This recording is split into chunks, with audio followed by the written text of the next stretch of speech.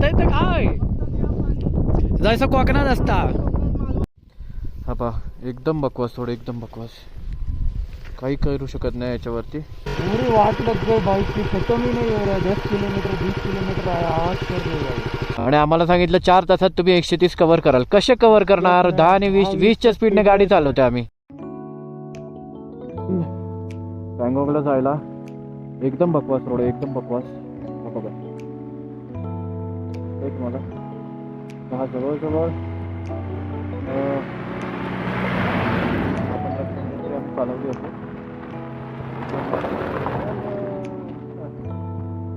हरियाणा ते। एकदम मातीचा रोड आहे आणि निखिल एकदम हळूहळू येते।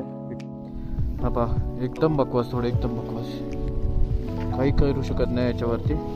सगळी खडी आहे। रोडचं ॲक्च्युली काम चालू आहे असं वाटतंय। हा रोड जर का झाला तर खूप चांगलंच होईल, एकदम हायवे होईल हा।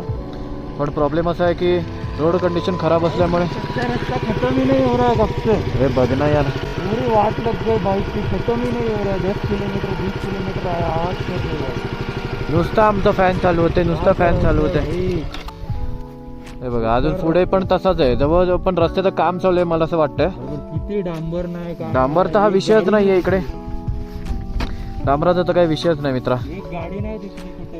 हो, काम करताना गाडी नाही दिसली, बरोबर बोललास। खूप बेकार आहे। आणि आम्हाला सांगितलं 4 तासात तुम्ही 130 कव्हर कराल। कसे कव्हर करणार? 10 आणि 20च्या स्पीडने गाडी चालवते आम्ही। 20च्या स्पीडला कसं शक्य आहे? आणि बरं थांबायला पण कुठे काय स्पॉट नाही, काही नाही, चहा नाही, काय नाही, काय नाही। त्यामुळे इथे जरा डेव्हलपमेंट झाली तर खूप चांगली गोष्ट होईल, किंवा रोड तरी चांगला झाला तरी खूप बेटर होईल। तिसरा रायडर कुठे गेला? तिसरा रायडर खूप पुढे निघून गेलाय। पहाडी एरियामध्ये हे होतच असतं। त्या साईडला पण बघा तुम्हाला दिसेल की लँडस्लाईड थोडीशी झालेली आहे, तर रस्ता क्लिअर करतात आणि इकडे पण रस्ता क्लिअर करतात। त्यामुळे आम्ही मधोमधच थांबलो। सावंत निघून गेलाय पुढे नेहमीप्रमाणे। तोपर्यंत ही नदी बघा, रस्ता क्लिअर होईपर्यंत 10 मिनटं झालेत। आता आम्हाला तसं होईल थोडाफार क्लिअर।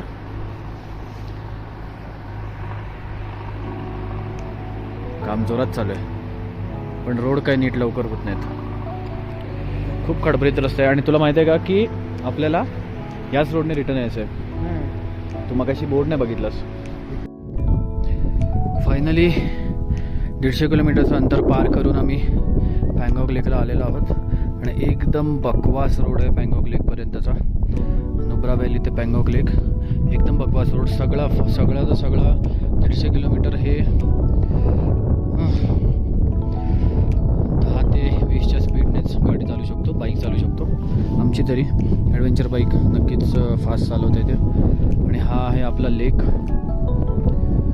पँगॉक लेक। 7 तास गेले आम्हाला 150 किलोमीटरसाठी। आणि हे आहे 3 इडियट्सचे सगळा सेट लावलेला आहे, त्याच्यावरती बसून तुम्ही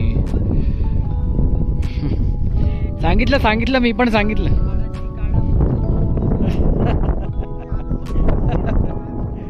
बघताय तर काय जायचं कोकणात असता।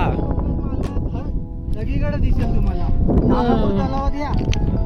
ह्याच्यापेक्षा मोठं कोकणातलं निळा पाणी बघू का महिला सर।